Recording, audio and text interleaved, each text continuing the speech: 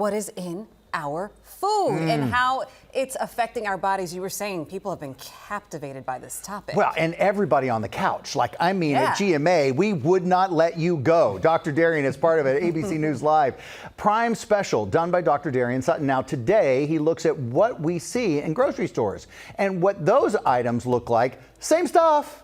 Overseas. Yeah, but there are differences. Yeah. Differences, they may surprise you. Dr. Sutton's here to tell us more. They will surprise you. And also, this is all coming as a recent study showed us that ultra-processed foods are associated with serious impacts on our health and even early death. I'm joined by Maggie Rulli. We investigate American grocery stores as well as grocery stores in Europe to compare how products, to see how products here compare to those abroad. Take a look.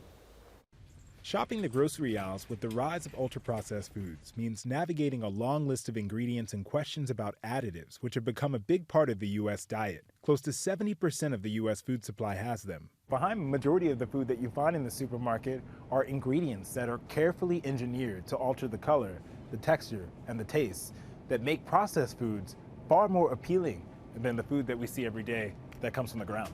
In the U.S., the Food and Drug Administration abides by the GRAS principle, which stands for Generally Recognized as Safe. So through Generally Recognized as Safe, companies are able to skip over some of the processes of safety in order to get additives. They skip almost over all of them. However, in Europe, a product or additive must be proven safe before it hits grocery stores. Checking out the yogurts. Maggie Rulli went shopping in a grocery store in France, on the hunt to find products that we would normally find here in the United States. So I actually just found this in this French store. It's American-style sandwich bread. They still have quite a few ingredients. This isn't like you're going to the boulangerie here in Paris and it's only 4, but it still only has around 8 ingredients. In America, sliced bread is generally considered ultra-processed, as are other American staples. The products in this cart are the things that would get me excited as a kid. We've got some bread, some breakfast cereal, and even some cake for later on. We spend less than 10% of our income on food, lower than any other country. Their choices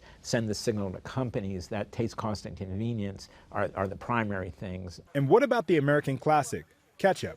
Over here in France, the ingredients are tomatoes, vinegar, sugar, salt, herb extract, and spice. Made a little different, added ingredients such as corn syrup. Then the debate about food dyes, handled much differently in the U.S. versus Europe. Look at these colors. They're all more muted. And it's because they don't use the same type of food dyes. They're just either not allowed over here or they're so heavily regulated they're not used. Mars Inc., the company that owns M&M's, tells ABC News that in 2026, products made without food, drug, and cosmetic colors will be available in the United States across gum, fruity confection, and chocolate candy from several of our iconic brands. Wow, that is just, I mean, eye-opening. Truly. Shocking. It's all the things. And then you were talking about a new study. This new study that came out actually last night, Yes. Looking into how dangerous these ultra-processed foods are. You mentioned early death. This is, very stark. What did you find from the new study? You know, in that study, they looked at over 100 studies, and they found that over 90 of those studies found a link between ultra-processed foods and chronic conditions like diabetes, obesity, cardiovascular disease. We see these plaguing patients, or at least I see them very much right in front of myself, right in front of my face in the emergency room. And you have to ask the question, why do we see these rising rates? And we have to look at what's obvious first. Have to see what's obvious first. What can we do better in grocery stores to protect ourselves? Because let's say, listen, if these companies aren't going to protect us and they're putting whatever into the foods, what can we do to make sure our diets are clean? And important to understand that not all processed and ultra-processed foods are bad. You know, there's risks and benefits to everything. For example, turkey bacon is a ultra-processed food, in fact. I love it, but I know that it's an ultra-processed food, so I have to basically scale it back as much as I can. Okay, that's fair. And I'm not eliminating it, but I'm not making it the star of my routine in the morning. But I'll never it's so important. Understand. Yeah.